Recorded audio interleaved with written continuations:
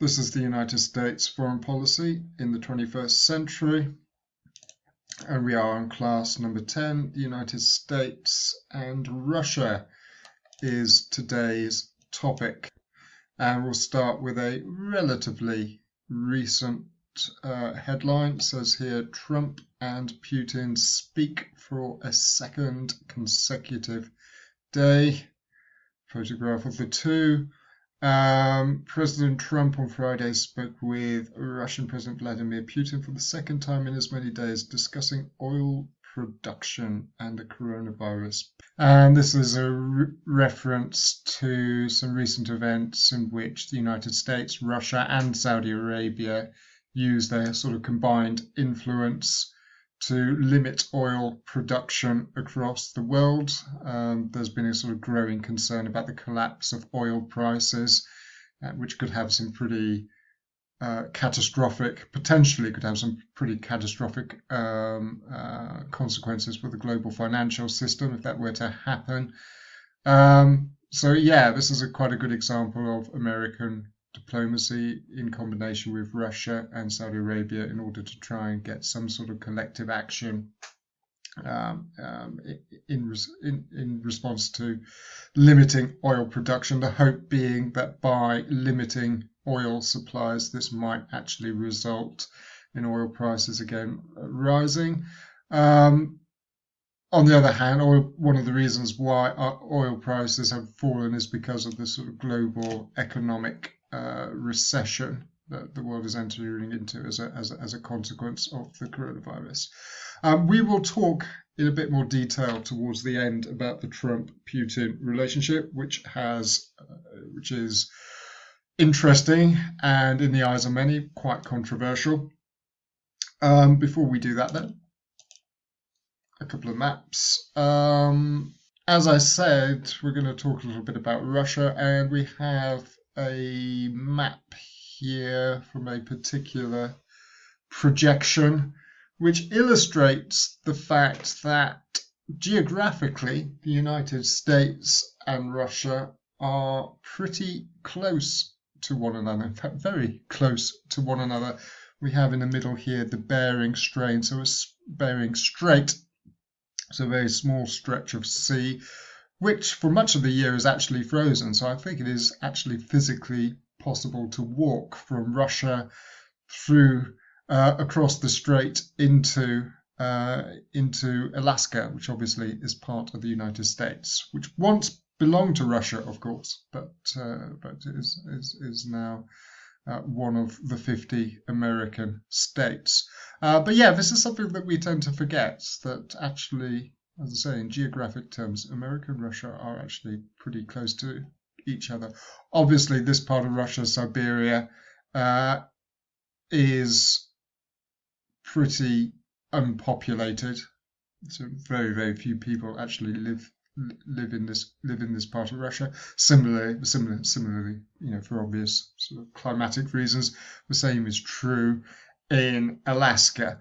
But as I say, nonetheless, in terms of geography, two countries pretty close to one another.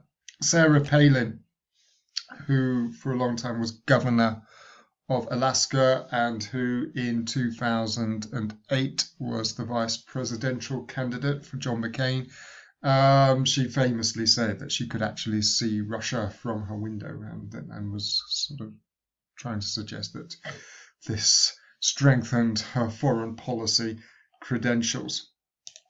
Russia, of course, like the United States, though, again, we've got view on this, obviously a different map projection now, but we can just see right at the top corner, if I can put my mouse over it, the United States, again, illustrating the fact that there is this quite small channel of water separating Russia from the United States. But Russia, like America, a very big continental country. Obviously, geographically, Russia is the largest country in the world, stretches all the way from the Pacific right into Europe. Again, as we've noted, the eastern parts of Russia relatively unpopulated, In fact, further down, and again, we might mention this in a moment, but this sort of area there does actually have quite a large sort of Chinese community. People have sort of spilled over the frontier from China. Siberia, not many people, but it is actually very rich in minerals. So it's, it has sort of significant. Just looking at the map, obviously you've got Vladivostok in the east, which for some reason it doesn't seem to be appearing on this map. But then, the most populated part of Russia, obviously you've got Moscow, very large city. St. Petersburg further north, and various other sort of towns and cities. So obviously, the eastern part here, the most populated. So as we mentioned, big country, continental power, and I've just checked population 144 million, so about slightly less than half the size of the United States in terms of its population. And economically much, much smaller than the United States. So in economic terms, Russia today is not really a major power. Its economy obviously relies very heavily on the export of various commodities, most notably, of course, oil and gas. Russia is one of the world's biggest oil-producing countries and gas-producing countries. And again, that's obviously had quite important implications in terms of its relations with other countries, particularly in Europe. And of course, in military terms, Russia is a pretty significant player, not least because, and this is something that separates Russia apart from most other countries, Russia is a nuclear power. It still has about roughly 6,000 nuclear warheads. So roughly the same number of nuclear weapons as the United States, and many, many more than other nuclear powers, such as China, which has, I think, about 200 or 300 warheads, Britain and France and other countries like that. So the one area where Russia does claim to have significant actual sort of military strength is its possession of nuclear weapons. A little cartoon here to illustrate one aspect of current American-Russian relations. We've obviously got Vladimir Putin here with a syringe in his hand. This is obviously referencing, it says Russian doping. This is obviously a reference to the fact that many Russian athletes have been doped, in other words, given drugs to enhance their performances. And then, of course, in the queue here, we've got Donald Trump with his trademark very long red tie in the queue to receive the drug. This is obviously a reference to the fact, cartoon 2016, probably drawn during the Winter Olympics in Sochi, in which there was this big drug scandal. But also, of course, this was an election year in the United States, and there were accusations that Russia was playing a significant role in the campaign in order to try and influence the election in favor of Donald Trump. Obviously, Trump was subsequently elected, and so there is this suspicion that in many ways this represented a sort of success for in terms of Putin's meddling in elections abroad, and there are major concerns that something very similar is happening or could happen during the 2020 election. I'll pass over those questions. Now, this slide here talks a little bit about relations between the United States and Russia since the end of the Cold War. First thing to say, of course, is that historically the United States and Russia have viewed each other as being adversaries. Up until the Second World War, there wasn't a great deal of contact between the two countries. So when you look at American-Russian relations during the 1920s and 1930s, there wasn't much in the way of direct contact, a little bit of trade. It's not until 1933 that the United States even recognizes diplomatically communist Russia. Even after that, though, Though, as I said, there wasn't much in the way of interaction. This obviously changes quite significantly with the outbreak of the Second World War, and especially after June 1941, when Nazi Germany invades the Soviet Union. So suddenly the United States and the Soviet Union find themselves as allies fighting against a common enemy, at least after December 1941, when the United States comes into the war as well. When the war comes to an end, though, increasingly American and Soviet interests clash, and of course you see a Cold War developing between them. So, as I say, an adversarial relationship, a relationship marked by conflict, the two superpowers kind of competing with one another in terms of trying to extend their influence, secure allies, and this competition essentially goes global during the 1950s and 60s. So both countries find themselves involved in Africa, Asia, Latin America. Cold War, though, eventually comes to an end in 1989 or 1991, depending on what your preferred date is. And the textbook makes this point that when you look at how the relationship develops, there are several sort of phases. I think in the early 1990s, the chapter in the book talks about this idea of giddy optimism, this idea that with the Soviet withdrawal from Eastern Europe and the eventual collapse of the communist system in the Soviet Union, there was a general feeling that perhaps relations between the two countries would actually significantly improve. And for a time, relations were actually pretty warm. I think generally Western states viewed Yeltsin as a reformer, somebody that they could work with.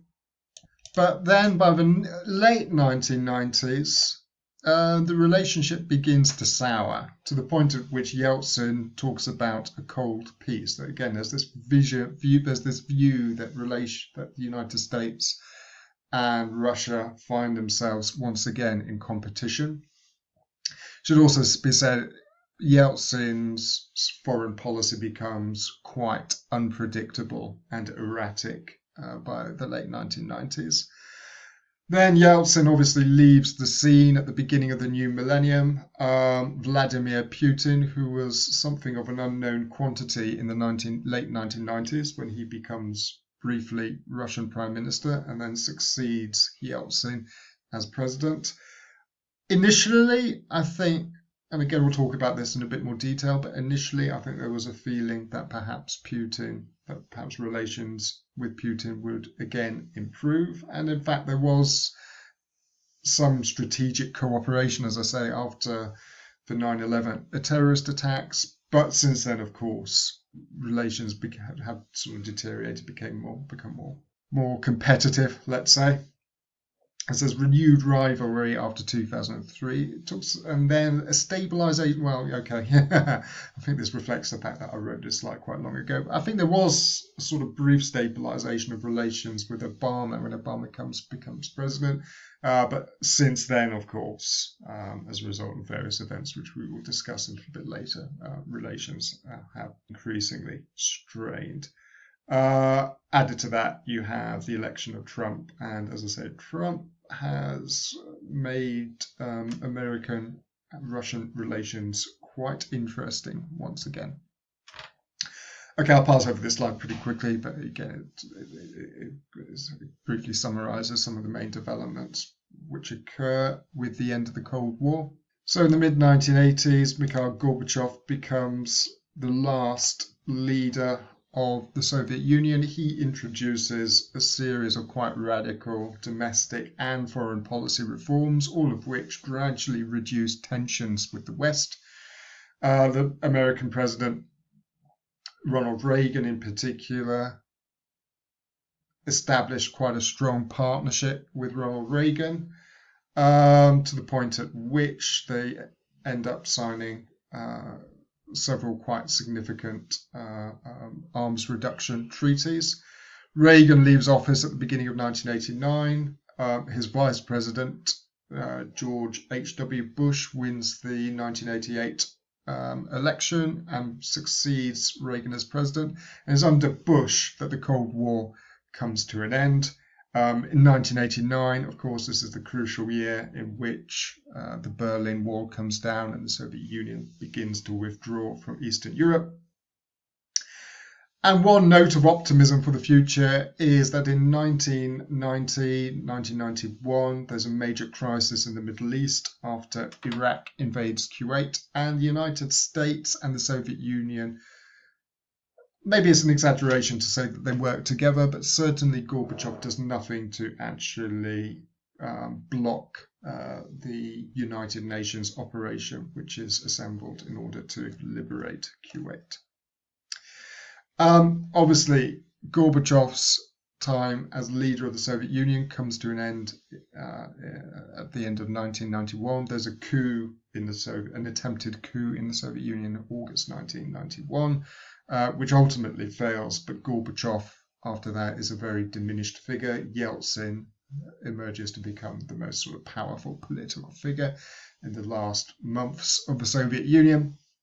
And the Soviet Union itself disappears at the end of 1991 when Yeltsin and the other leaders of the various Soviet republics agree to dissolve the Union, and it's replaced with a very loose Commonwealth of independent states.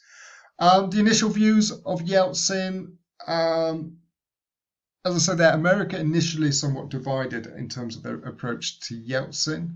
There were certainly figures in American politics and the American government who were broadly favourable towards Yeltsin, believed that he was the only figure in Russian politics who could deliver the necessary reforms. There were others, though, who had doubts about Yeltsin, had doubts about his character, felt that he was unpredictable. But I think there was a general feeling that there wasn't any real alternative, that there was no other major credible figure in Russian politics who would be able to introduce the sorts of reforms that the Americans wanted to see.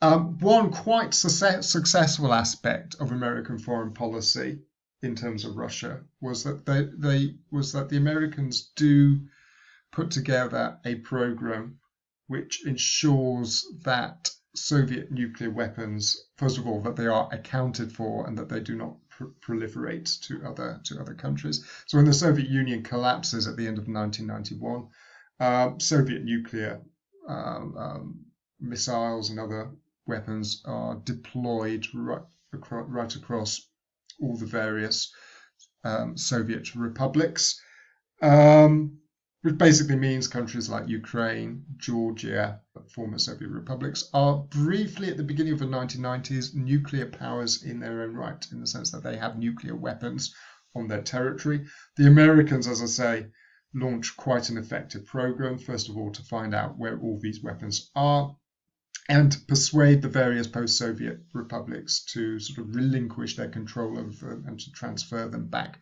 to Russia.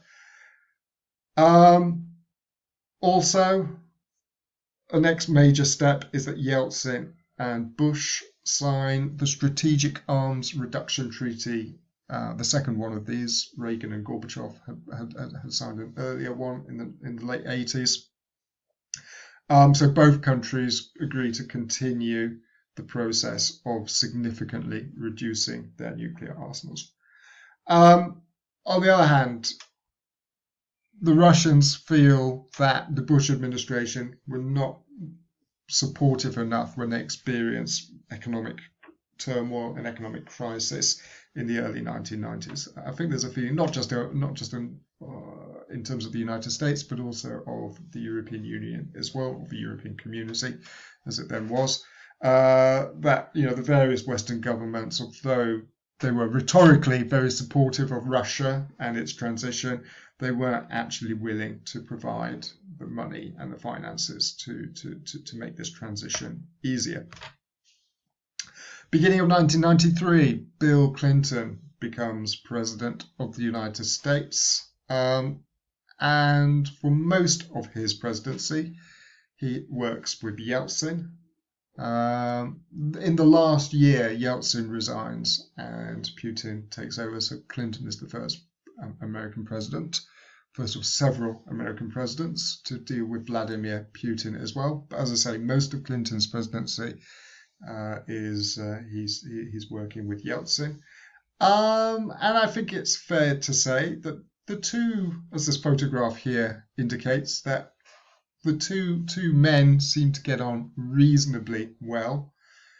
We've got Yeltsin cracking a joke here, which seemingly has reduced Clinton to tears. And Clinton, when Yeltsin dies, I can't remember exactly how long ago it was now, but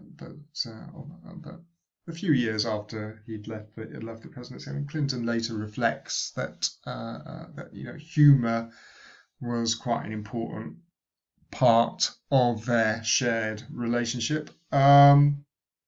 But there were also moments of quite obvious tension as well. Again, Clinton speaks of the fact that Yeltsin could be unpredictable. They were never entirely sure what sort of Yeltsin they were going to have to deal with in their various summits. Should also be said that Clinton and Yeltsin meet each other a lot. I think there was something like, I can't remember now, but I think I read yesterday that was something like 11 meetings, maybe more than that, between Clinton and Yeltsin. So they ran into each other on a fairly regular basis. And Clinton, as I say, Clinton says they were never entirely sure what sort of Yeltsin they were going to be dealing with. There was this sort of aggressive, pugilistic, you might say, sort of Russian nationalist who could be quite aggressive in defending Russian interests. Or there could be the more, as I say, humorous Boris Yeltsin. Clearly, though, Yeltsin was a figure who was determined to sort of defend Russian interests. A key, we talked about this before, but a key element in Clinton's foreign policies in the 1990s was this idea of democracy promotion. And to some extent, Russia was seen as a major part of this project. A key goal of the Clinton administration was to try and assist Russia in making this transition towards democracy. A key Clinton advisor when it came to Russia was Strobe Talbot, who becomes very involved in American diplomacy towards Russia. I've got it here. Okay, Clinton, more than 11, sorry. Yeah, Clinton and Yeltsin meet each other on 18 occasions. So as I say, they come across each other on a regular. I mean, 18 occasions in 8 years. I'm not quite sure how often that basically averages out, but several times a year, obviously.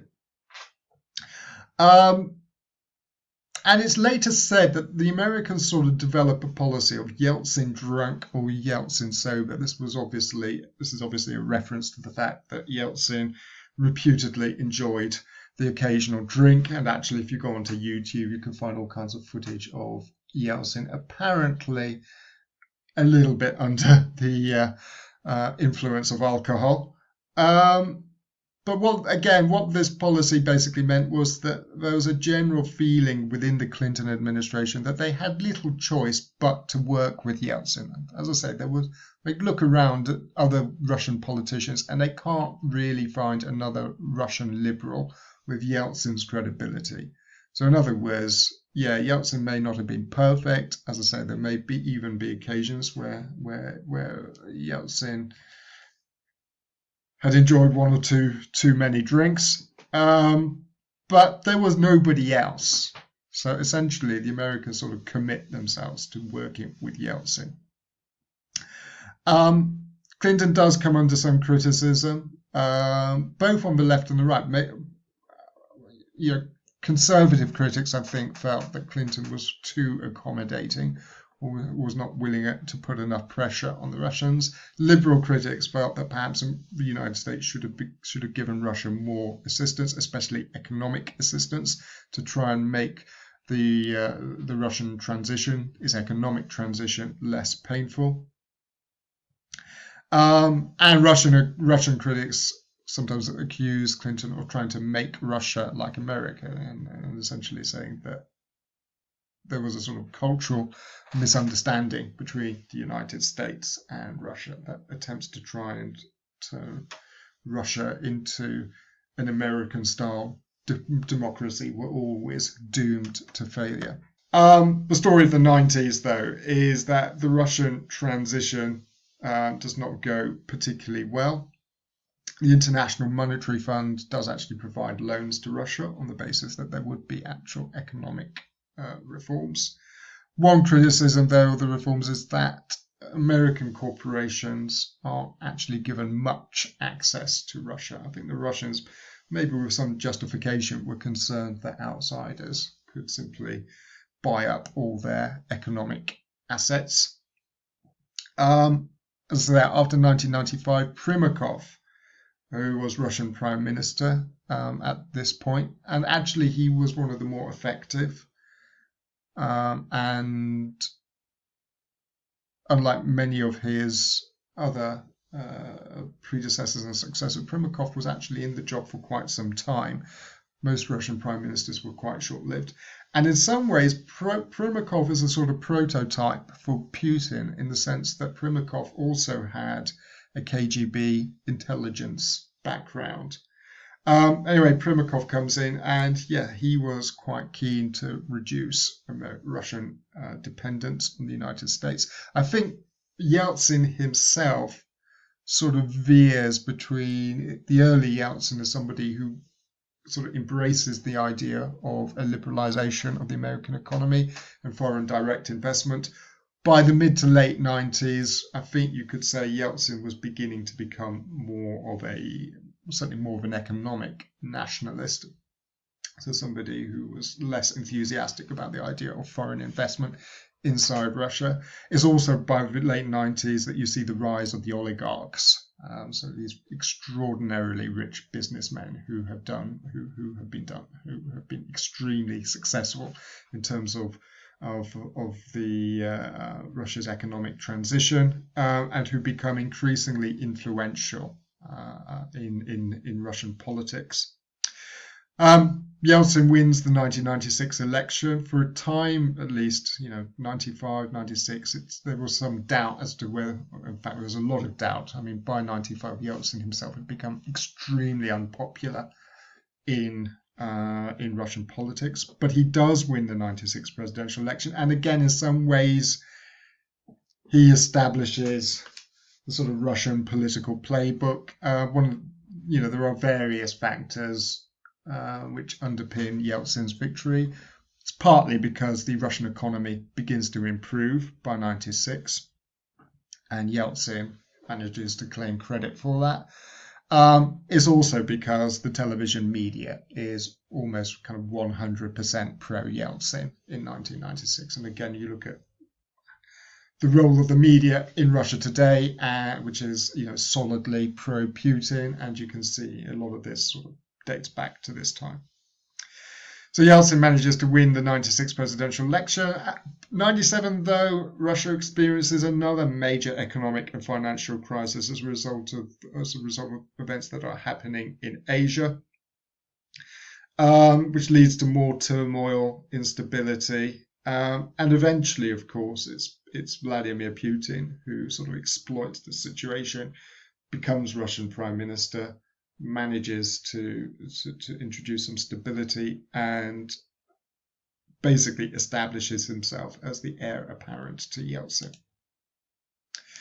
Areas of contest, or areas of contention, let's say, between the United States and Russia. Probably the single biggest problem in the 90s, and of course it remains an issue to this day, was the idea of NATO enlargement. There was some debate in the 1990s in the West on the desirability of NATO enlargement. Initially, many Western governments were somewhat cautious about this, feeling that enlarging NATO into Eastern Europe and Central Europe, that could create tensions with Russia. Should be said, I haven't put it on the slide, but the Americans do try and bring Russia into the process, in the sense that they set up a NATO Russian Council. So it's not true that the Russians are entirely excluded. But by the mid-90s, the United States finally kind of commits itself to a limited expansion of NATO. So Clinton, having initially been somewhat skeptical, by 94, 95, for various reasons, Clinton decides that actually a limited Eastern enlargement might be desirable. One factor behind this is that there are concerns about what is happening in Russian politics, the fact that Russian nationalist candidates are becoming more popular, so are communist candidates. So there's a feeling that bringing in some Eastern European countries, extending a security guarantee, that this might be something that is necessary.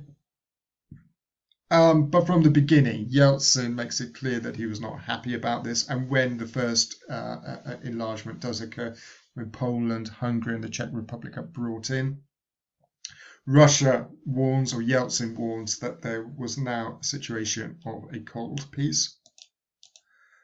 As I say, this is the reference to the Russia unhappy. The Duma, the Russian parliament, refused to ratify the second strategic arms. Another factor, I think this must be on the next slide as well. Yes, it is. Okay. But another area of contestation is the crisis in Yugoslavia. The Russians are brought in to the process of trying to manage the situation in Yugoslavia. You have what is known as the Quad, so 4 foreign ministers regularly speaking to each other. And yes, the Russians, as I say, are kind of involved in the process. But finally, in 1995, NATO actually intervenes, and there is a sort of limited bombing campaign against Bosnian Serb targets in 95, which brings the war to an end. But this sort of this direct military intervention by NATO does not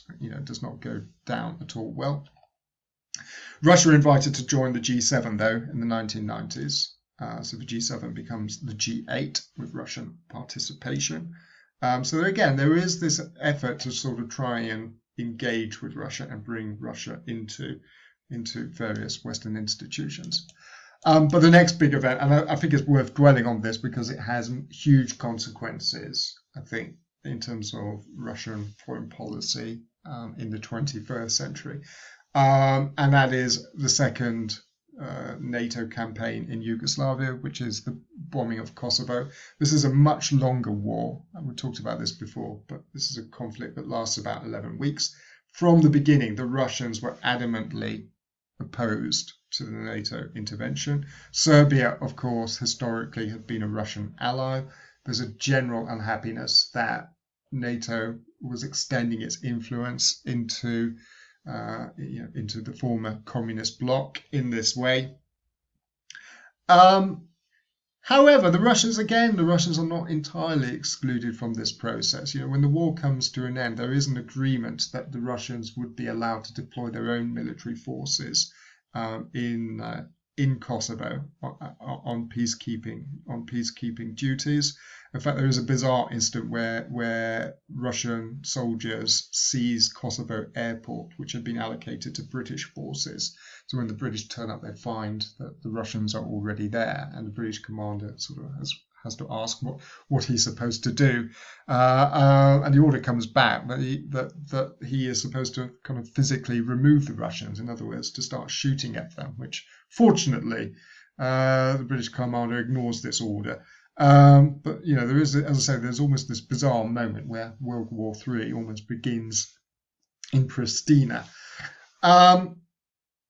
But the reason why I say Kosovo is so significant is that I think Kosovo has a huge impact on Putin. And if you look at some of the decisions Putin has made in the last 10, 15 years, a lot of this can be traced back to the experience of Kosovo. As in Putin's eyes, this is the West gratuitously intervening without Russian agreement. And the Kosovo war is launched despite the fact that there is not a United Nations resolution authorizing it. Russia made it clear that they would block any kind of resolution to this effect. So yeah, Kosovo, as I say, I think has a very big impact on Putin, and I think Putin comes away from the experience of Putin, of course, being at this stage a Russian prime minister, but as I say, also the heir apparent in terms of Russian politics, somebody who was likely to succeed Yeltsin once Yeltsin retired. So as I say, Putin appointed prime minister 1999.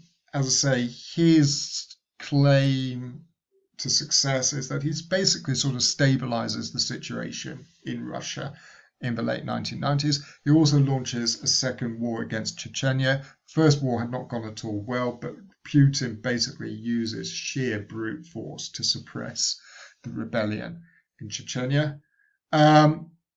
Yeltsin then, unexpected, again, I remember it well, but New Year's Eve, 99, Yeltsin announces that he was going to retire from the Russian presidency, and Putin, not Clinton, Putin takes over as acting president after Yeltsin steps down. There is an election a few months later, and of course Putin himself is elected. And as I say, Clinton's last year as president in 2000 sort of coincides with Putin's first year as Russian president. So there is a sort of brief overlap. As I say, I think the initial reaction to Putin was that perhaps you now had a Russian leader who was going to be more predictable, perhaps even more liberal than Yeltsin in some respects. I think that was the perception in the West, and somebody who American leaders might actually do business with. Some of the points here: Clinton presses the Russians for Russian acceptance for missile defense. Missile defense becomes an area of disagreement and contention between the Americans and Russians long after Clinton leaves office. Only limited agreements on this were actually reached. Policy towards Russia was mentioned in the 2000 election. Interestingly, in 2000 and again in 2008, 2012, it's the Republican Party which basically accuses Clinton of being too weak on Russia. And again, you get similar accusations against Obama in 2008 and 2012. So historically, the Republican Party in American politics has been the party that has tended to be more hostile or tougher in its views about Russia. George W. Bush, so this is Bush Jr., Bush 43, wins the 2000 election. And he is in office for 8 years. He wins the 2004 election as well. So he's president from 2001 to 2009. So his presidency basically coincides with Putin's first two terms in office as Russian president. First point here, Washington didn't seem to regard Russia as important. I think that's a fair, and again, going back to thinking about Putin's foreign policy and the way he sort of responded, I think it's fair to say that successive American presidents have not been overly concerned or impressed with Russia. Obviously, if you think about the situation at the beginning of the 2000s, first of all, the United States is in a position of, you could say, hegemony. You could say that we have a unipolar international system, so there is no other major power balancing against the United States in the early 2000s. American foreign policy in this period was much more concerned with what was happening in Asia. Clinton in the 90s talks about geoeconomics and the fact that China is beginning to become an increasingly important trading partner of the United States. In contrast, Russia, it has nuclear weapons, but in economic terms, it didn't carry much weight. Russia experiencing all kinds of problems as well, not just economic problems, but all kinds of social problems. So I think the general perception in the United States is that Russia, in the scheme of things, wasn't regarded as being particularly important. And one way of interpreting Putin's foreign policy over the last 15 years or so has been to try and demonstrate that actually Russia does matter. President Obama in the 2012 presidential debate talked about Russia being a regional power, not a major geopolitical foe of the United States. So again, a reflection that the United States perhaps did not take Russia all that seriously. However, Putin does, as I say there, renew contacts with North Korea and Iran. So Putin does sort of engage with those countries which historically have been regarded by the United States as adversaries, which kind of indicates that Putin was, even at this early stage, quite willing to try and make some mischief in terms of relations with the United States.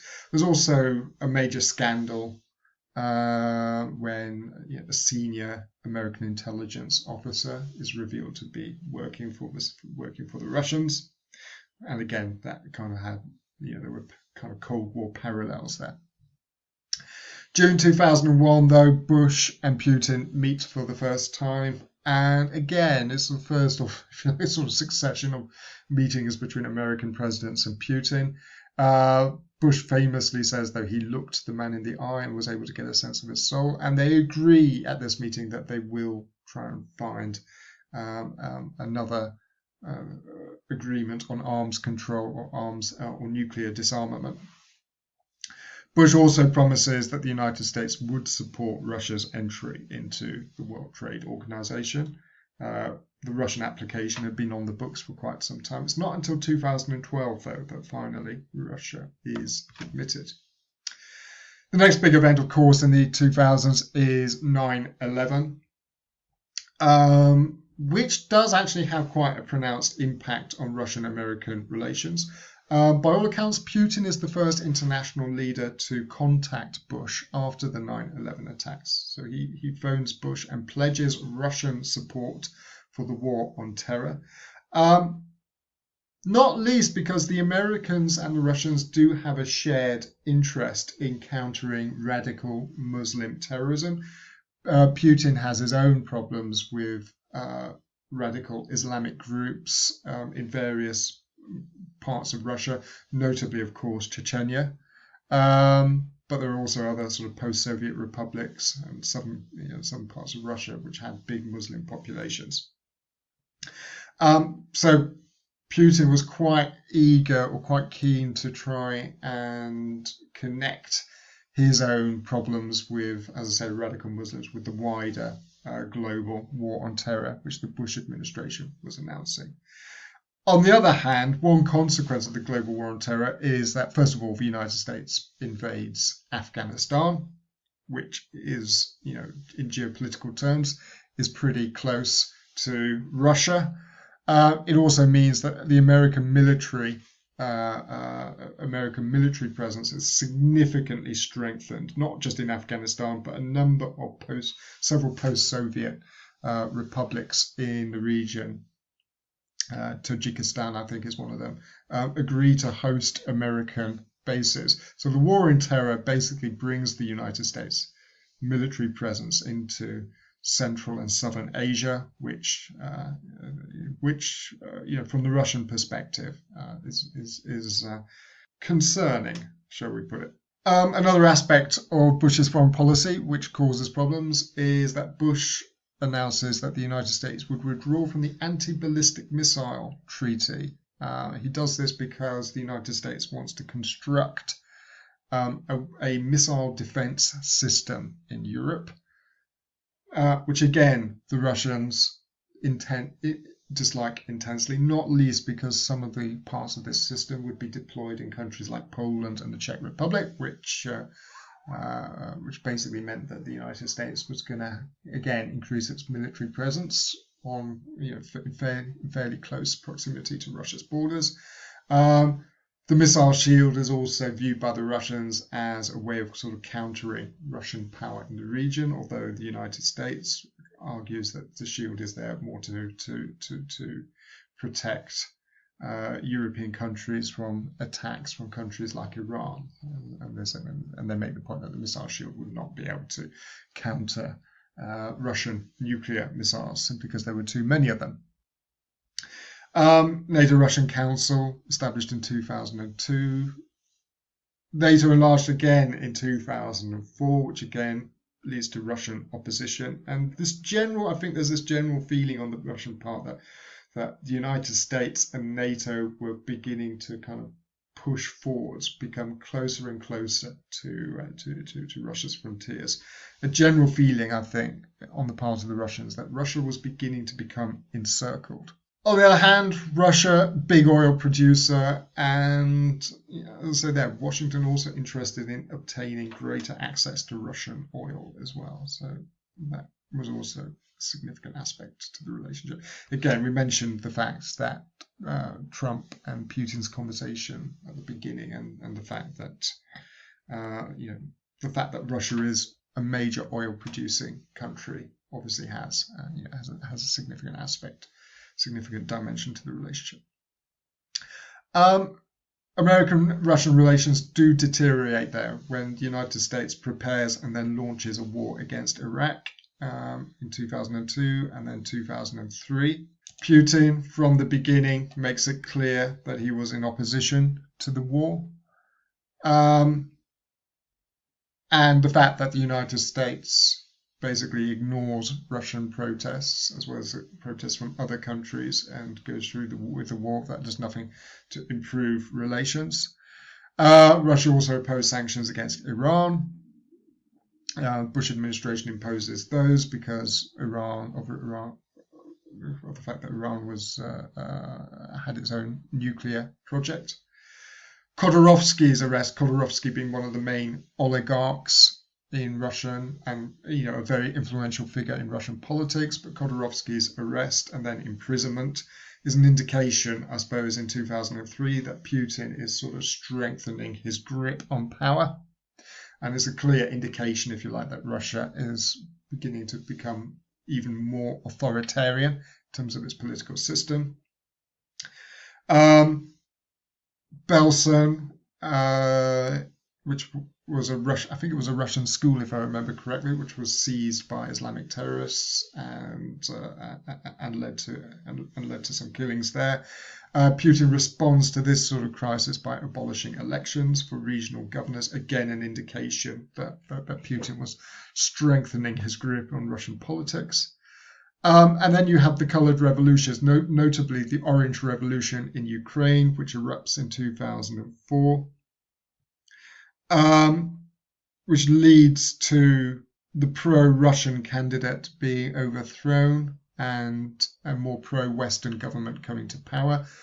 Putin believes that the Americans, wrongly, I think there isn't much evidence to support this, but Putin believes that essentially the United States and possibly the Europeans have sort of masterminded this. And again, the interpretation here is of effectively the West beginning to kind of push into further eastwards, closer to Russia.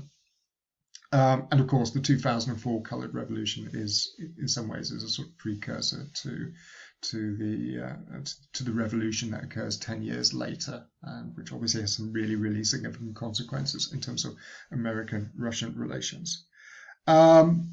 Americans then block Russia's admission to the WTO, at least for the time being. As I say, Russia is eventually admitted into the WTO in 2012. 2008, a war breaks out between Russia and Georgia. And again, this, I think, is the first real indication that Putin is now trying to pursue, let's say, a more interventionist or more muscular form of foreign policy. The reason he does that is that the government in Georgia at this time is pretty pro-American, and the leader there makes it clear that he would like Georgia to become a member of NATO. There's also sort of disputed territories between Russia and Georgia. Putin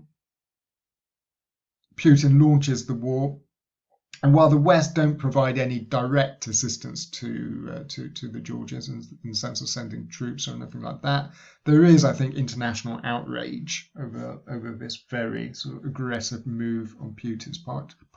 Again, it's a sort of precursor to the crisis, to a later crisis in Ukraine in 2014. As a consequence of that, relations with the United States begin deteriorate still further. There is something of a divide in American politics between the Republican candidate John McCain, who is extremely hostile in his, maybe hostile is the wrong word, but who believes basically that the United States should be adopting a very forthright response, and Barack Obama, who was the Democratic nominee for president in 2008, who adopts a sort of more cautious position with regard to Russia. Obviously, it is Obama who goes on to win the election.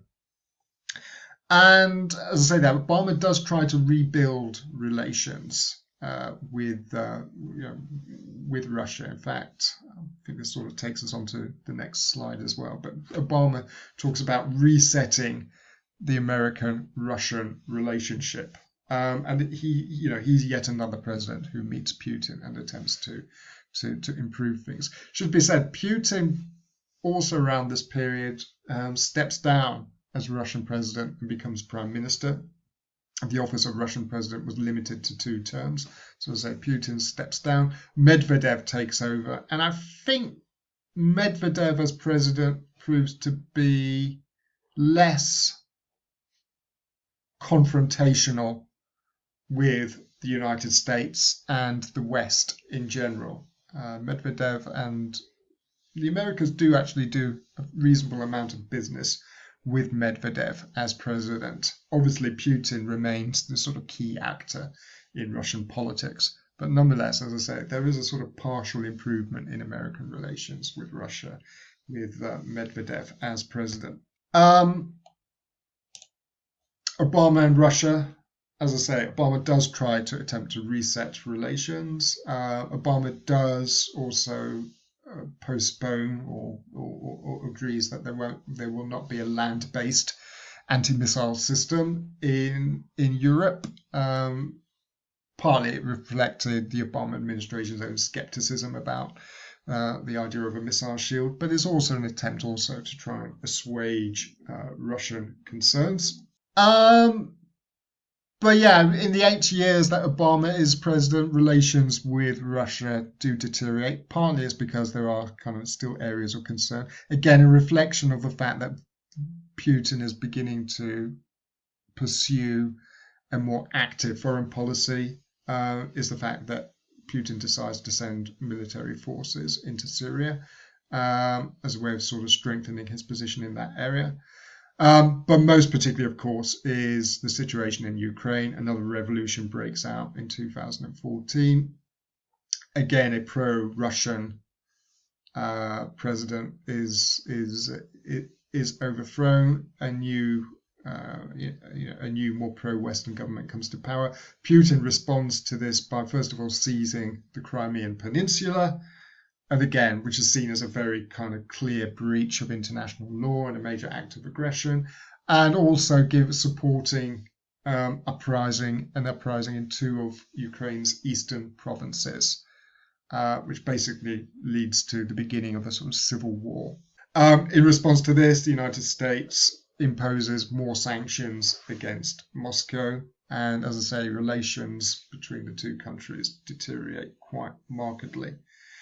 Then you have the 2016 presidential election, and there was growing evidence that the Russians were actually trying to influence the campaign, most notably through social media. Lots of tweets and messages were sort of sent out in support of pro-Trump candidates, or a lot of pro-Trump propaganda was being issued, and also a lot of disinformation was being circulated through social media. Trump obviously goes on to win the 2016 election and becomes president at the beginning of 2017. And yeah, I think relations between Trump and Putin have been particular. There's a major inquiry, a major investigation conducted into the Trump campaign's relations with Russia, led by Robert Mueller, who issues a report. And the report itself appears to be quite damning, although it doesn't actually lead in itself to an impeachment charge against Trump. But Trump himself has repeatedly expressed his admiration for Putin, even before Trump becomes president. Actually, Trump makes it clear that he thinks Putin has done a pretty good job in Russia. Trump had also had quite a lot of business dealings with Russians, even before he became president. And apparently, one of his big ideas was to construct a Trump Tower in Moscow, so a big block in Moscow bearing the Trump brand. But despite the fact that his intelligence agencies have produced a lot of information to the effect that yes, Trump to the effect that the Russians did play an important role in the 2016 election, Trump has sort of discounted this and disputed this. Other facts which have kind of created, as I say, some concern about the Trump-Putin relationship. In his meetings with Putin, I mean, Trump has been very, complimentary of Vladimir Putin, and has again generally sort of discounted the fact that he played a sort of malign role in American politics and what have you, which again has been very sort of controversial. On the other hand, having said all that, the Trump administration has not relaxed the sanctions regime against Russia. I think the main reason for that is that they simply don't have the votes in Congress. So Republicans in Congress, many of them do not share Trump's admiration for Vladimir Putin. So the United States, despite the fact that Trump is in office and has been keen to improve relations, the US has not in itself actually relaxed sanctions against Russia. There have been other decisions that Trump has made which perhaps have not gone down too well in Moscow as well. Notably, Trump a couple of years ago announced that the United States would be withdrawing from the Intermediate Nuclear Forces Treaty with Russia, citing the fact that the Russians had not actually complied with the treaty's provisions, although Trump has since then indicated that he would like to do some kind of disarmament deal with not just Russia, but also with China. So yeah, as I say, that sort of brings us up to the present day. And yeah, we do have a situation where I think, broadly speaking, in American politics, Russia is still regarded very much as an adversary, except you do have an American president who seems quite keen to develop quite close ties. I mean, one thing I think I said when talking about Trump's diplomacy towards North Korea, Trump does seem to have a tendency to personalize relations with other foreign leaders. So, if he likes them or gets on well with the leaders, then that seems to have a very be a very important factor in terms of the overall state of relations that America has with these countries. And I think I will conclude on that point.